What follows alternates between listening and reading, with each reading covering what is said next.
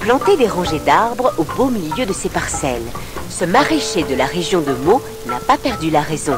Il se lance simplement dans l'agroforesterie, autrement dit le mariage de l'arbre et de l'agriculture. Une union placée sous le signe de la complémentarité. Les arbres, c'est la vie. Et voilà, si on pouvait résumer, ce serait uniquement que ça. Et dans notre cas précis, en fait, on a besoin d'arbres parce que notre sol, il est sableux. Voilà, là, on rentre dans le vif du sujet. C'est un sol très sableux qui est facilement érodé par les pluies, le vent, etc. Donc les arbres, ça va faire un microclimat, ça va stopper le vent, ça va limiter le gel, ça va limiter les hautes températures en été. Et puis pour le sol, donc amener l'humus par les feuilles qui tombent. Donc ça fait énormément de choses. Et en fait, on se retrouve dans un milieu qui sera équilibré. Donc normalement, à terme, une surface agricole en agroforesterie, elle est autosuffisante en fertilisant. Donc ce qui est extraordinaire. Plus d'apport d'engrais. Et par le fait qu'il y ait une grande biodiversité, on n'a plus d'utilisation de pesticides. Bon, aujourd'hui, on est à 90% d'élimination des pesticides, donc on espère arriver à 100%. L'agroforesterie, pour nous, c'est quelque chose d'évident aujourd'hui. Et je suis sûr que pas d'ici 5 ans, pas dans 10 ans, mais à long terme, oui, on y viendra. J'y crois fermement. L'agroforesterie, finalement, c'est intemporel. On a toujours fait ça, d'une certaine manière. C'est que depuis les 60 dernières années qu'on a insisté sur le fait qu'on devait séparer des productions d'arbres des productions agricoles.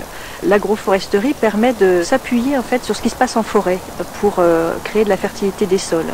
En forêt, en fait, les feuilles tombent, les racines sont caduques et c'est ce qui crée l'humus forestier. En agroforesterie, en fait, c'est repartir de ce principe-là pour recréer du sol agricole sans avoir recours en fait à des intrants chimiques. L'idée, c'est de ne pas nourrir les plantes, c'est de nourrir le sol. Et quand on nourrit le sol, les plantes se portent bien. Pour revenir à l'agriculture sans arbres, c'est une agriculture qui nourrit les hommes, mais qui affame en fait tous les autres organismes vivants, que ce soit les insectes, que ce soit notamment les insectes pollinisateurs comme les abeilles. Donc affamer la vie du sol, enfin les animaux qui vivent dans le sol, affamer les oiseaux, affamer les abeilles, à terme, c'est pas sûr que ça nourrisse longtemps les humains. Pour une biodiversité maximale, plusieurs essences d'arbres sont plantées sur une même parcelle.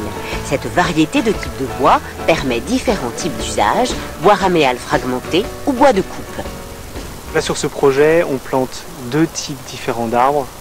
Un premier qui est des arbres qui vont être conduits en trogne, qui vont être coupés à une certaine hauteur pour fabriquer une multitude de branches qui vont être elles-mêmes coupées régulièrement.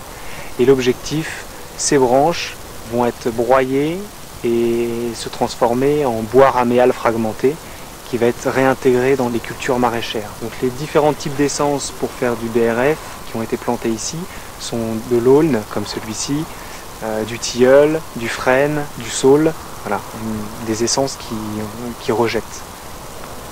Les autres types d'essences ici sont des arbres comme le cormier, la lisier, le merisier, qui sont des feuillus précieux, le noyer également, et l'objectif sera à terme, d'ici 50, 60, 70 ans, de les récolter pour faire du bois d'œuvre. Voici à quoi ressembleront peut-être les noyers de Fabrice dans 20 ans. Nous sommes ici près de Montpellier, sur la toute première parcelle expérimentale de France. Ici, l'Institut national de recherche agronomique étudie l'agroforesterie depuis 1996. Les résultats sont plus qu'encourageants. Alors ici, on observe la croissance des racines de l'arbre jusqu'à 5 mètres de profondeur. Ces arbres ont des racines aussi profondes à cause de la compétition des cultures. Dans une parcelle où il n'y a que les arbres n'ont pas du tout des racines aussi profondes. Avec ces racines très profondes, les arbres souffrent beaucoup moins de la sécheresse en été. C'est un des avantages pour les arbres d'être cultivés avec des cultures. Comme ça, les cultures prennent l'eau qui est en surface et les arbres l'eau qui est en profondeur. Donc ça explique qu'il ne se fasse pas une compétition aussi forte. Et donc ça explique les bons résultats qu'on observe. Le résultat principal, c'est que ça marche très bien. C'est-à-dire que les cultures dans ces parcelles fonctionnent très bien, produisent tout à fait normalement.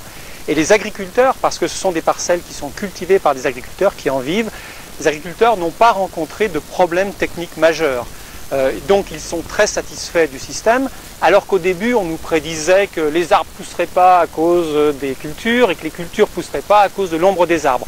En fait, pas du tout. Jusqu'à aujourd'hui, il y a de très bons rendements dans les cultures et des croissances spectaculaires chez les arbres. Ça marche pour les grandes cultures, ça marche pour le maraîchage, ça peut marcher pour l'arboriculture fruitière et ça marche très bien pour les animaux. Pâturage d'animaux avec les arbres, c'est une pratique qui est très intéressante. Ça commence à prendre sérieusement puisque on estime qu'il y a à peu près 3 à 4 000 hectares de plantations agroforestières par an en France et que les objectifs pour dans 20 ou 30 ans, ce serait d'avoir 1 million d'hectares en France d'agroforesterie. Donc on est sur une transformation profonde du paysage agricole sur des bases de complémentarité écologique entre les arbres et les cultures.